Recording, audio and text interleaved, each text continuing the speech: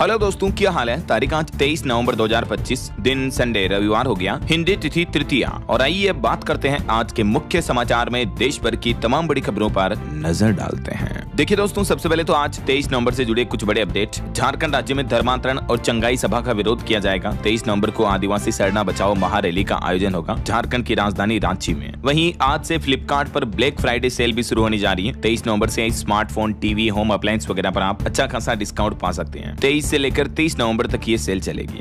और प्रधानमंत्री नरेंद्र मोदी जो 25 तारीख को अयोध्या जाएंगे, तो उनके आगमन को लेकर भी आज 23 नवंबर की शाम से ही कुछ रूट डाइवर्जन वगैरह रहेगा और 24 घंटे होगी वाहनों की चेकिंग। पीएम मोदी के अयोध्या दौरे के मद्देनजर सुरक्षा व्यवस्थाओं को भी कड़ा कर दिया है, क्योंकि 25 तारीख को राम मंदिर ध्वजारोहण का कार्यक्रम होना है परसों, तो उससे पहले ही लखनऊ अयोध्या हाईवे पर भी आज 23 नवंबर से भारी वाहनों की नो एंट्री रहेगी। इन गाड़ियों का रूट डाइवर्ट किया गया। और वहीं छत्तीसगढ़ हाउसिंग बोर्ड का आवास मेला भी 23 नवंबर आज से शुरू हो रहा है। 1% राशि में घर की बुकिंग कर पाएंगे। अगले 3 दिनों तक चलेगी ये घरों की बिक्री। और हमारे देश के सुप्रीम कोर्ट के सीजेआई बीआर गवई भी आज 23 नवंबर को रिटायर हो रहे हैं। प्रधान न्यायाधीश के रूप में न्यायमूर्ति बीआर गवई ने लगभग 6 महीने का कार्यकाल दिया। और इनके बाद अब हमारे देश में नए सीजेआई का जो शपथ ग्रहण होगा, उस कार्यक्रम में 7 देशों के मुख्य न्यायाधीश आएंगे। सुप्रीम कोर्ट के इतिहास में ऐसा पहली बार होने जा रहा है। जस्टिस सूर्यकांत 53वें चीफ जस्टिस होंगे और कल 24 नवंबर को फिर वो देश के नए मुख्य न्यायाधीश के रूप में शपथ लेंगे। राष्ट्रपति भवन में ही ये शपथ ग्रहण समारोह होगा, जिसमें दुनिया भर के कई देशों के मुख्य न्यायाधीश भी और सुप्रीम कोर्ट के जजेस भी शामिल होंगे, है ना। इन देशों के चीफ जस्टिस आ रहे हैं। और वहीं देखिए दोस्तों, राजस्थान राज्य में आज 23 नवंबर रविवार से ही पूरे प्रदेश में पल्स पोलियो अभियान शुरू होने जा रहा है। 5 साल तक के 1 करोड़ 8 लाख बच्चों को मुफ्त पोलियो की दवा पिलाई जाएगी। इस दरमियान राज्य के चिकित्सा मंत्री ने भी सभी माता पिता से गुजारिश की है कि अपने बच्चों को नजदीकी बूथ ले जाएं, आंगनबाड़ी केंद्र वगैरह, और पोलियो की 2 बूंदें अवश्य पिलाएं, है ना। हालांकि बूथ के साथ साथ घर घर भी पहुंचेगी दवा। आज 23 नवंबर को तो पूरे राजस्थान में पोलियो बूथ लगाए जाएंगे। फिर कल और परसों अगले 2 दिन 24 और 25 नवंबर को स्वास्थ्य कर्मी घर घर जाकर भी बाकी बच्चों को दवा पिलाएंगे। तो आप भी अपने बच्चों को जरूर पोलियो की दवा पिलाएं। अभी तक सरकार ने डेटा जारी किया है कि 1 करोड़ से ज्यादा बच्चों को पल्स पोलियो की दवा पिलाई जा चुकी है राजस्थान में, है ना। और वहीं पीएम मोदी का भी आज 23 नवंबर को आखिरी दौरा होगा दक्षिण अफ्रीका का। अभी वो G20 शिखर सम्मेलन में हिस्सा ले रहे हैं। तो चलिए पीएम के G20 दौरे से जुड़े कुछ बड़े अपडेट्स देखते हैं फटाफट से।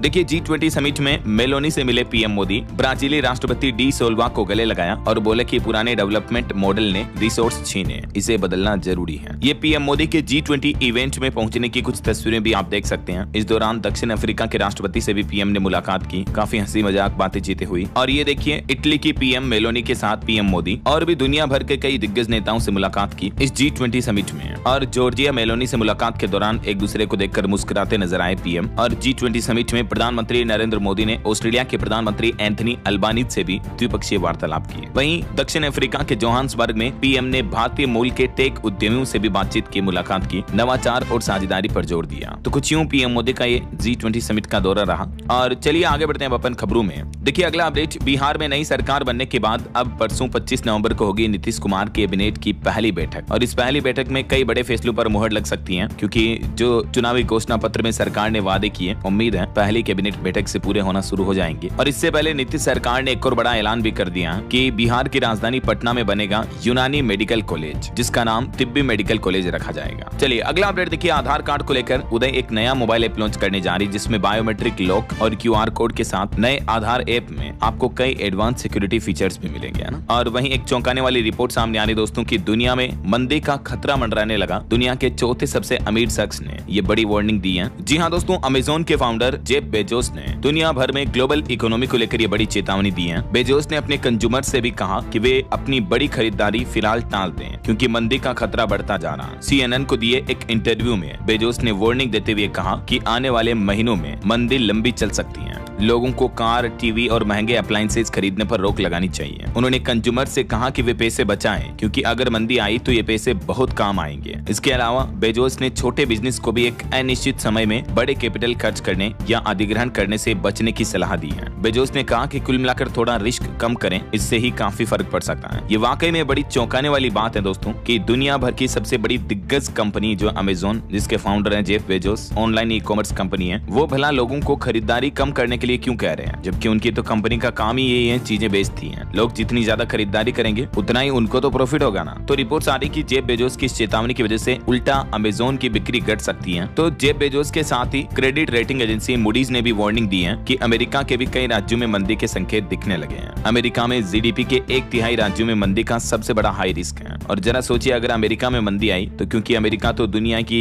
वर्ल्ड कैपिटल है एज पैसों के मामलों में, राइट, तो दुनिया भर के देशों में ग्लोबल मंदी देखने को मिल सकती है। बाकी इस पर आपकी क्या राय विचार है, कमेंट करके बताइएगा जरूर। फिलहाल देखिए अगला अपडेट, मोबाइल ऐप व मॉड्यूल से माइनिंग गतिविधियां संबंधित कार्य होंगे अब पेपरलेस, मुख्यालय व सरकार स्तर पर होगी मॉनिटरिंग, आम जन को मिलेगी राहत। जी हाँ दोस्तों, राजस्थान सरकार का खनन विभाग अगले महीने 15 दिसंबर से ही ये नया सिस्टम शुरू करने जा रहा है और पूरी तरह से पेपरलेस हो जाएगा और इसके लिए नया मोबाइल ऐप लॉन्च किया जाएगा और उसके आधार पर सारे काम तय होंगे। वहीं खबर है, हिमाचल प्रदेश विधानसभा उपाध्यक्ष विनय कुमार ने अपने पद से इस्तीफा दिया, कांग्रेस संगठन में बड़े फेरबदल की खबरों के बीच। और उसके बाद विनय कुमार हिमाचल कांग्रेस के नए अध्यक्ष के रूप में नियुक्त किए गए। ये कुछ अन्यों की जगह। और खबर है, तेजस विमान क्रैश में शहीद नामांश श्याल का आज होगा अंतिम संस्कार, जो दुबई एयर शो के दौरान अभी एक दिन पहले आपको पता होगा हमारा तेजस एयरक्राफ्ट क्रैश हो गया था। और 26 नवंबर को मनाया जाएगा संविधान दिवस, सेंट्रल हॉल में होगा कार्यक्रम। G20 शिखर सम्मेलन में पीएम मोदी फ्रांस के राष्ट्रपति मैक्रो से भी मिले। चलिए आगे बढ़ते खबरों में। देखिए अब अगली बड़ी खबर, उत्तर प्रदेश की योगी सरकार ने बड़ा फैसला लिया है। अब यूपी नोएडा और गाजियाबाद में डीजल वाले ऑटो रिक्शा बैन रहेंगे। बढ़ते वायु प्रदूषण को रोकने के लिए डीजल ऑटो रिक्शा पर पूर्ण रूप से प्रतिबंध लगा दिया। एयर क्वालिटी में सुधार के लिए सीएम योगी ने बड़ा फैसला लिया है। वहीं देश की राजधानी दिल्ली में परसों 25 नवंबर को रहेगी सरकारी छुट्टी। मुख्यमंत्री रेखा गुप्ता ने बड़ा ऐलान किया है। श्री गुरु तेग बहादुर साहिब जी के 350वें शहीदी दिवस के मौके पर दिल्ली में स्कूल, कॉलेज, दफ्तर वगैरह बंद रहेंगे, गवर्नमेंट अवकाश रहेगा। और वहीं देखिए, दुनिया में सबसे बड़ी मुस्लिम आबादी वाले एक देश ने जीती ऐतिहासिक जंग।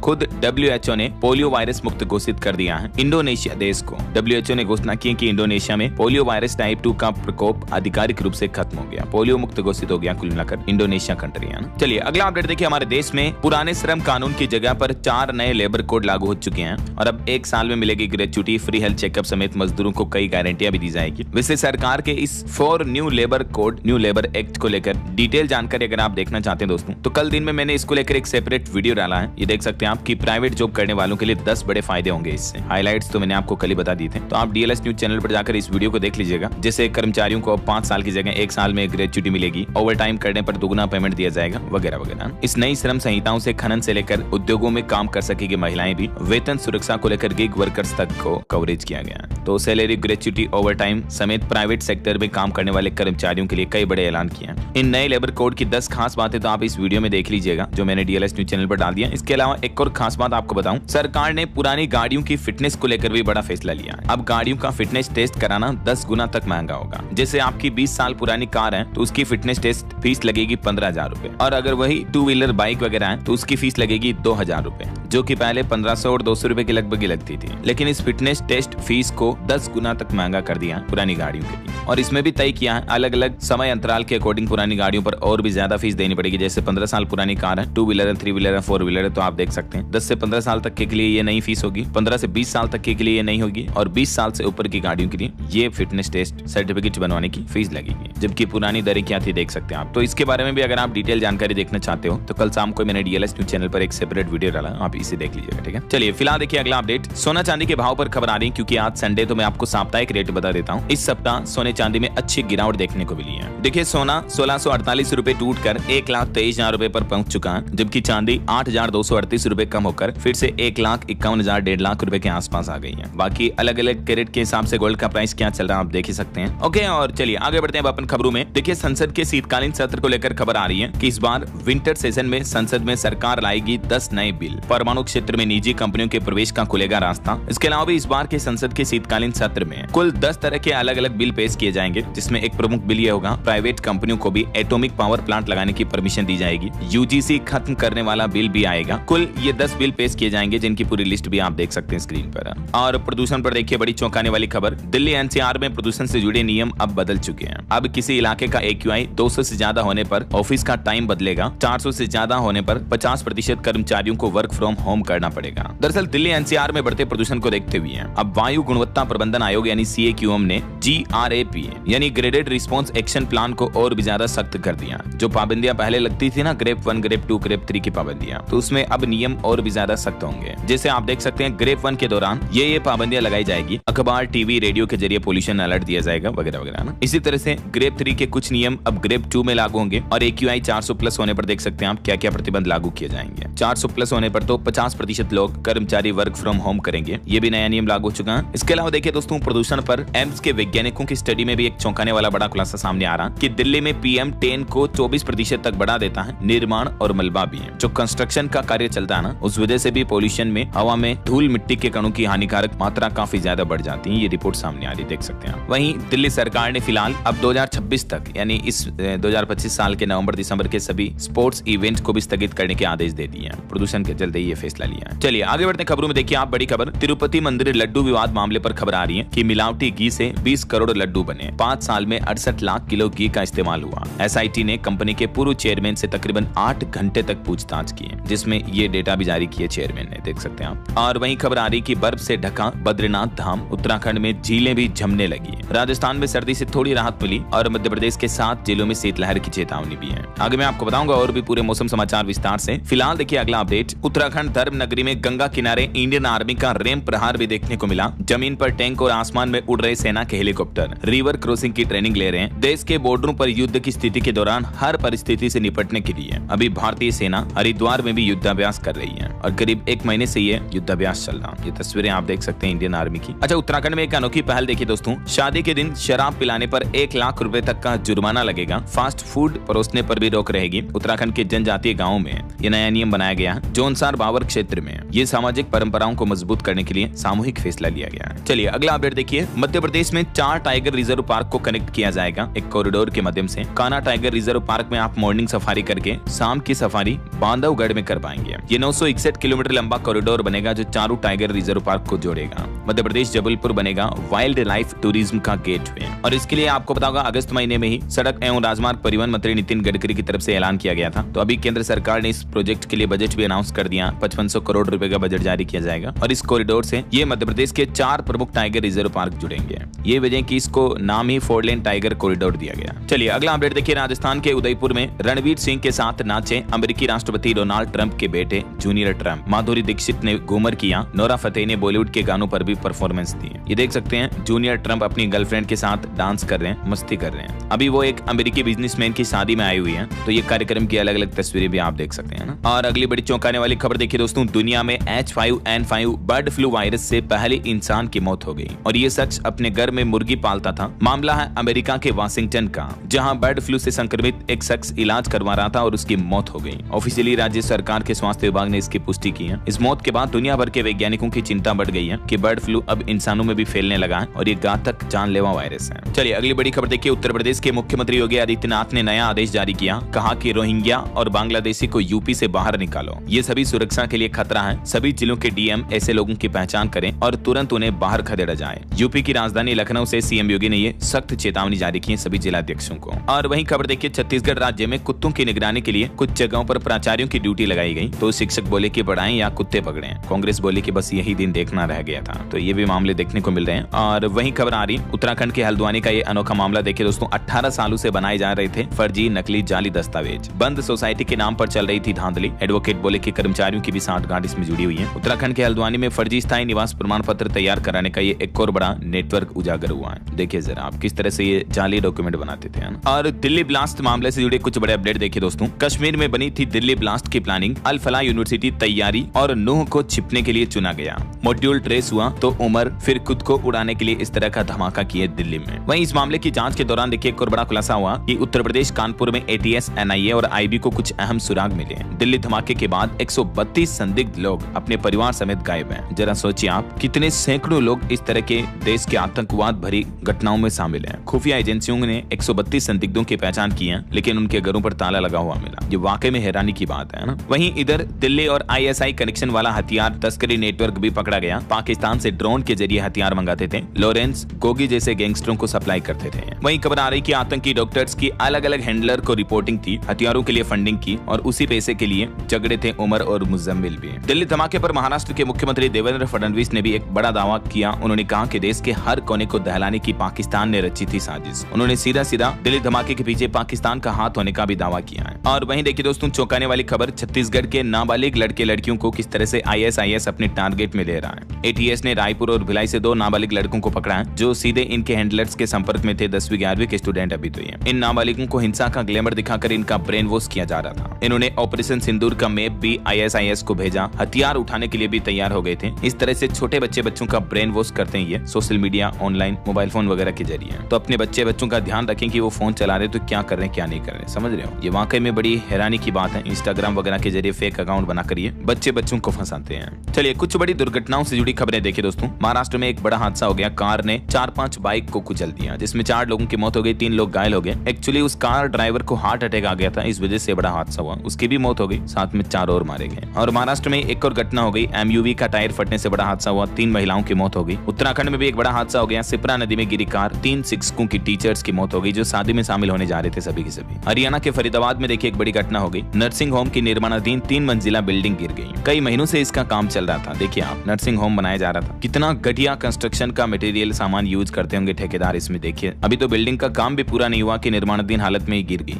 वो तो गनीमत रही कि ये जब गिरी तब आसपास में कोई नहीं था और न ही बिल्डिंग के अंदर कोई मौजूद था, वरना वो तो बेचारे मारे जाते हैं। और एक और बड़ा दुखद हादसा देखिए दोस्तों। कश्मीर से आए फौजी समेत 3 दोस्तों की भी मौत हो गई। उत्तर प्रदेश के अमेठी में इनकी बुलेट ट्रक से टकरा गई। तो एक तो कुछ हादसों वगैरह से जुड़ी खबरें रही। और चलिए अब अपन आज के मौसम समाचार पर नजर डाल लेते हैं। और हाँ, एक छोटी सी रिक्वेस्ट आपसे ये है कि अगर आप DLS न्यूज चैनल से अभी तक भी जुड़े नहीं हो तो जुड़ जाइए। चैनल को सब्सक्राइब करके बेल आइकन जरूर दबा दीजिएगा और इस वीडियो पर एक लाइक और शेयर भी कर देना, ताकि आपको रोजाना की ताजा खबरें, महत्वपूर्ण मुख्य समाचार, काम के न्यूज अपडेट सबसे पहले आपके मोबाइल पर मिलते रहेंगे। ओके, और चलिए बिना टाइम वेस्ट किए सीधा आगे बढ़ते मौसम अपडेट में। तो देखिए दिल्ली में प्रदूषण और सर्दी का डबल अटैक देखने को मिल रहा है। इस बीच तमिलनाडु, केरल वगैरह दक्षिण भारत के कई राज्यों में तेज बारिश की चेतावनी है, क्योंकि बंगाल की खाड़ी में एक नया शक्तिशाली सिस्टम बन रहा है। यही वजह है कि तमिलनाडु, आंध्र प्रदेश, उड़ीसा वगैरह इन राज्यों में चक्रवाती तूफान का खतरा भी मंडराया हुआ है। और ये खतरा अब और भी ज्यादा बढ़ चुका है, लेकिन ट्रैक अब भी उलझा हुआ है और अनिश्चित है कि ये चक्रवात किस तरफ आगे बढ़ेगा। हालांकि अभी उत्तर भारत के मैदानी राज्यों में नवंबर में सर्दी थोड़ी फीकी पड़ी है। अभी मौसम विभाग का कहना है कि न ठंड बढ़ेगी और न ही कोहरा लौटेगा। बाकी पहाड़ी राज्यों में तो बर्फ वगैरह जमने लगी। मैंने आपको बताया था अपडेट, देख सकते हैं उत्तराखंड की तो मनमोहक तस्वीरें भी, झीलें भी जमने लगी। कुछ अलग अलग राज्यों के मौसम की स्थितियां देखिए आप। राजस्थान में कुछ जिलों में धुंध छाई हुई है, धूप कमजोर हुई, रात का तापमान 1 डिग्री तक चढ़ा, कई शहरों में डबल डिजिट में आया पारा। तो अब सर्दी थोड़ी कम हुई है राजस्थान में तो है ना। इधर मध्य प्रदेश में अब घना कोहरा छाने लगा। शाहजहांपुर में तो विजिबिलिटी 100 मीटर भी नहीं रही। भोपाल, इंदौर, जबलपुर में 1000 मीटर तक ही दिखाई दे रहा। तो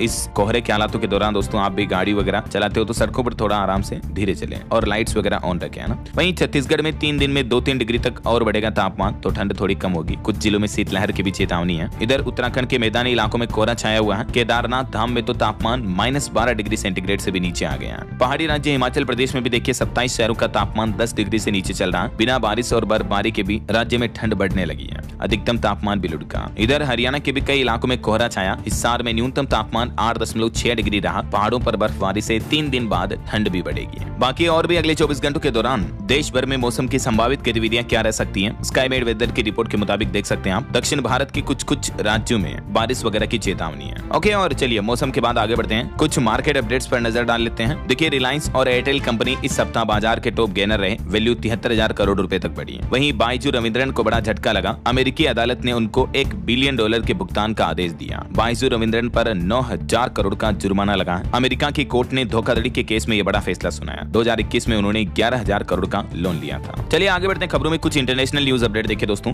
भारत और अफगानिस्तान के बीच जल्द ही शुरू होगी हवाई कार्गो सेवा। वहीं पाकिस्तान ने अफगानिस्तान के लिए जमीनी रास्ते भी बंद कर दिए। और पाकिस्तान के फैसलाबाद में एक फैक्ट्री में भीषण धमाका हुआ, 15 लोगों की जान चली गई। वहीं UN में भारत ने दिखाई अपनी नौसेना की ताकत, 520 से ज्यादा लोगों की जान बचाने का भी दावा किया है। और देखिए अमेरिका के न्यूयॉर्क के मेयर ममदानी ने PM मोदी से मुलाकात की और इस दरमियान ममदानी ने मीडिया से पूछा कि क्या आप ट्रंप को तानाशाह मानते हो। तो अमेरिकी राष्ट्रपति ट्रंप बोले कि हाँ कह दो, मुझे कोई फर्क नहीं पड़ता है। और कांग्रेस सांसद शशि थरूर ने भी ये ट्रंप और ममदानी की मीटिंग का वीडियो शेयर किया और कहा कि चुनाव बाद दोनों साथ तो आए, भारत में भी ऐसा ही होना चाहिए और मैं ऐसा ही करने की कोशिश करता हूँ। वो कांग्रेस बीजेपी को मिलाने के लिए एक बीच की कड़ी की तरह शशि थरूर अक्सर ऐसी बातें करते रहते हैं, राइट। और खबर आने की ट्रंप और पुतिन के अफसरों की सीक्रेट मीटिंग पर भी विवाद पैदा हो रहा। दावा किया जा रहा कि यही यूक्रेन जंग खत्म करने का प्लान बना था। कई अमेरिकी अधिकारियों को भनक तक नहीं लगी इस मीटिंग की। वहीं देखिए IMF ने पाकिस्तान को बड़ी चेतावनी दी। करप्शन से जुड़े मनी लॉन्ड्रिंग के खतरे बढ़े। पाकिस्तान में सिस्टम में पॉलिटिकल इंटरफेरेंस भी उजागर हुआ। चलिए आगे बढ़ते हैं अपन खबरों में। देखिए उत्तर प्रदेश के कुछ बड़े अपडेट। यूपी में लगातार 6वें साल इस बार भी नहीं बढ़ेगी बिजली की दरें। देश का पहला राज्य ऐसा उत्तर प्रदेश स्टेट बन चुका है जहां इतने सालों से बिजली दरों में कोई बढ़ोतरी नहीं हुई है। वहीं खबर आ रही यूपी नोएडा गाजियाबाद में डीजल ऑटो पर तो तुरंत प्रभाव से प्रतिबंध लग ही चुका, मैंने आपको बताया था अपडेट। और देखिए उत्तर प्रदेश के डिप्टी सीएम केशव मौर्य ने निर्देश जारी किए, महिला सशक्तिकरण के लिए बनाए 1 करोड़ लखपति दीदी। और यूपी में अवैध घुसपैठियों को रोकने के लिए अस्थायी डिटेंशन सेंटर बनाए जाएंगे, सीएम योगी ने निर्देश दिया, कहा कि सख्त कार्रवाई करें। वहीं खबर है केंद्र सरकार ने चंडीगढ़ को अनुच्छेद 240 के तहत लाने की तैयारी कर ली है, पंजाब के सियासी दलों में मचा घमासान। और देखिए चुनाव आयोग के एसआईआर पर हल्ला बोल की तैयारी में है कांग्रेस, दिल्ली के रामलीला मैदान में अगले महीने 14 दिसंबर को बड़े आयोजन की कवायद की जा रही है। वहीं खबर है तृणमूल कांग्रेस बोली कि 6 दिसंबर को बंगाल में बाबरी मस्जिद की नींव रखेंगे, तो भाजपा ने कहा कि यह हमें नामंजूर होगा।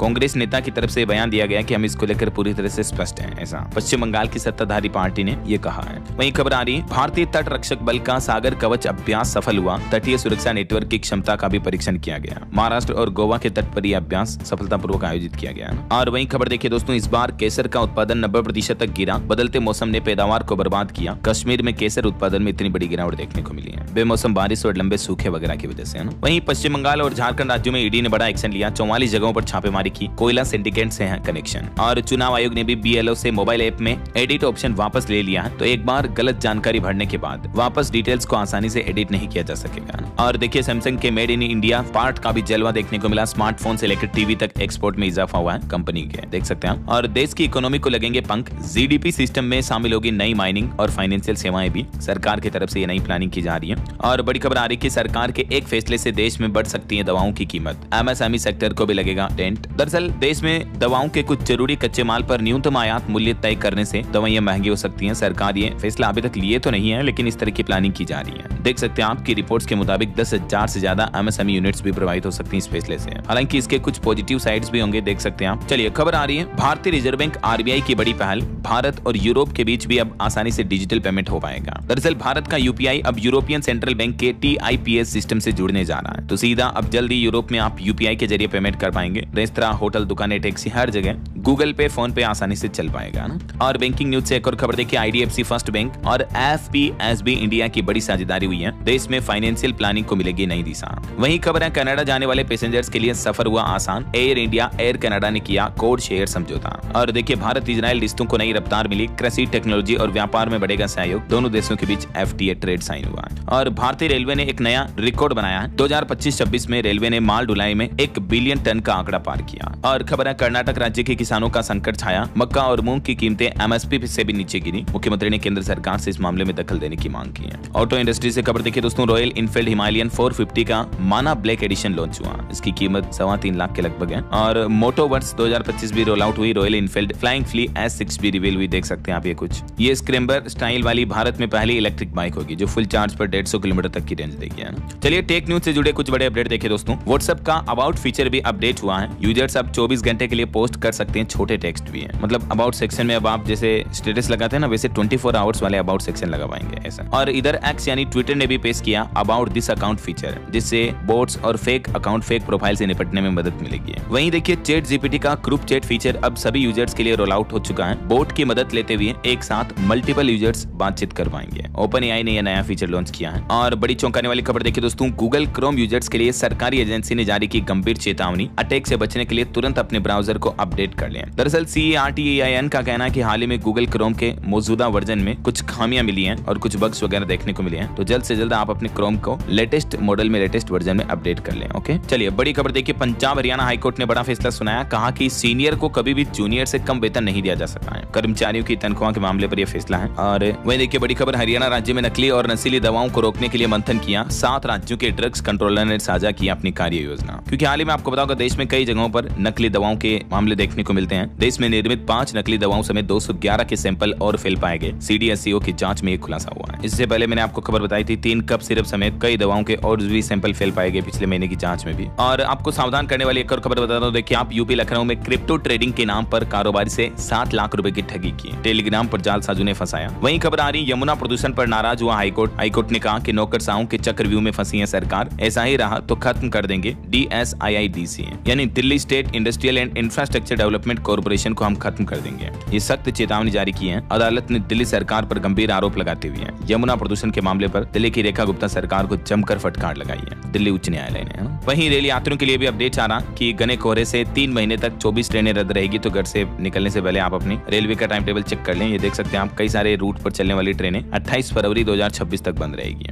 और देखिए हिमाचल प्रदेश में अवैध शराब पर सुक्खू सरकार ने कसा शिकंजा। अप्रैल से अब तक 54,945 लीटर अवैध शराब जब्त हुई है। वहीं खबर है ठंड से बचने के लिए दिल्ली की CM Rekha Gupta बांटेगी electric heater. प्रदूषण के खिलाफ दिल्ली सरकार की एक खास पहल है। 10,000 से भी ज्यादा इलेक्ट्रिक हीटर जरूरतमंद लोगों को दिए जाएंगे। वहीं खबर आ रही है कि प्राकृतिक आपदा के बाद जम्मू कश्मीर को भी केंद्र सरकार से बड़ी राहत मिली। मनरेगा का बढ़ाया कार्य दिवस, 50 दिन अतिरिक्त रोजगार भी दिए जाएंगे। और देखिए आयुष्मान योजना में अब नहीं हो सकेगा फर्जी बिलों का भुगतान। अब आईसीयू में इलाज की पेमेंट से पहले भुगतान की पुष्टि मरीज या उसके परिजनों को कॉल करके की जाएगी। आयुष्मान भारत योजना में फर्जीवाड़े पर रोक लगाने के लिए सरकार की तरफ से यह नई पहल की गई है। यूपी से भी एक रिपोर्ट सामने आ रही है कि योगी सरकार की स्वास्थ्य योजनाओं से 4.25 करोड़ लोगों को मिला आयुष्मान कवर। बरेली मंडल प्रदेश में नंबर 1 बना। और वहीं देखिए उत्तर प्रदेश में बिजली उपभोक्ताओं को एक बड़ा झटका यह लगा है। 27,000 घरों में अगले महीने से कट जाएगा बिजली कनेक्शन। जिनका बकाया बिजली बिल अभी तक भी जमा नहीं हो पाया है तो उनको यूपी विद्युत वितरण विभाग की तरफ से चेतावनी दी गई है। और उत्तर प्रदेश के लिए एक अच्छी खबर आ रही दोस्तों, कानपुर के मेडिकल कॉलेज के ट्रॉमा सेंटर में बनेंगे 2 हेलीपैड। मरीजों को एयरलिफ्ट की सुविधा भी मिलेगी ना। चलिए आगे बढ़ते खबरों में कुछ और स्टेट न्यूज अपडेट देख लेते हैं फटाफट से। राजस्थान में कांग्रेस ने 45 जिला अध्यक्ष घोषित किए। और राजस्थान के शिक्षा मंत्री की बड़ी घोषणा, स्कूलों में एक दिन यूनिफॉर्म नहीं पहनने की छूट मिलेगी। बच्चों को सप्ताह में एक दिन सिंपल ड्रेस में आ पाएंगे। वहीं देखिए मध्य प्रदेश में जजों के साथ हो रही घटनाओं को लेकर हाईकोर्ट नाराज हुआ। पूछा कि सरकार सुरक्षा को लेकर क्या कर रही है। अब 4 दिसंबर को इस मामले पर सुनवाई होगी। एमपी भोपाल में संविदा कर्मियों ने भी धरना प्रदर्शन दिया। नियमितीकरण समेत 9 मांगों को लेकर प्रदेश भर में जुटे ये संविदा कर्मी हैं। और वहीं देखिए मध्य प्रदेश में एआई का इस्तेमाल कर 25 लाख के मोबाइल फोन और लैपटॉप चुराए। इंदौर में तमिलनाडु का हाईटेक गिरोह पकड़ा गया। ये गूगल मैप से एंट्री एग्जिट देखते हैं और जेमिनी से भाषा समझते थे। देखिए जरा चोर भी कितने एडवांस हो गए। वहीं तेलंगाना राज्य में हिडमा के साथी समेत 37 नक्सलियों ने सरेंडर कर दिया। इन पर लगभग 1.5 करोड़ रुपए तक का इनाम था। ज्यादातर इनके नक्सली जो है छत्तीसगढ़ के बस्तर इलाके के थे। आजाद ने भी छोड़ी हिंसा, तो नक्सलवाद पर ये एक और अच्छी उपलब्धि है। और वहीं देखिए झारखंड और पश्चिम बंगाल में 42 ठिकानों पर जो ईडी ने छापेमारी की उसमें 10 करोड़ रुपए के कैश जेवरात जब्त हुए। 1000 करोड़ रुपए की कोयला चोरी का ये मामला है। देखिए जरा चलिए कुछ एजुकेशनल खबरें देख लेते हैं। CISCE ने छात्र हित में स्कूलों में बड़ा बदलाव किया। अब पासिंग सर्टिफिकेट में लिखे जाएंगे बोर्ड परीक्षा के अंक भी।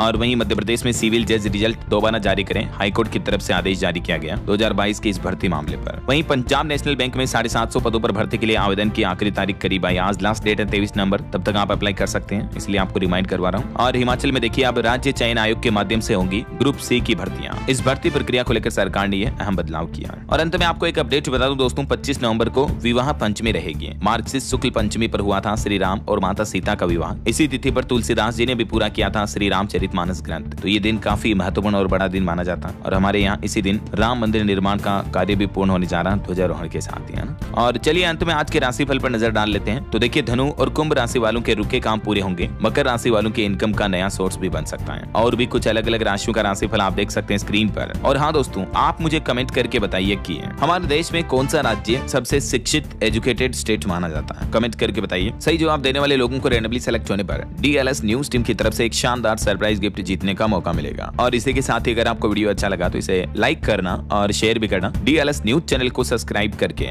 बेल आइकन जरूर दबा देना, रोजाना ऐसी इन्फॉर्मेटिव जानकारियां, महत्वपूर्ण समाचार देखते रहने के लिए। ओके, ख्याल रखिएगा अपने आप का, अपने परिवार का। मिलेंगे अगले नेक्स्ट अपडेट में, तब तक के लिए जय हिंद, जय भारत, वंदे मातरम।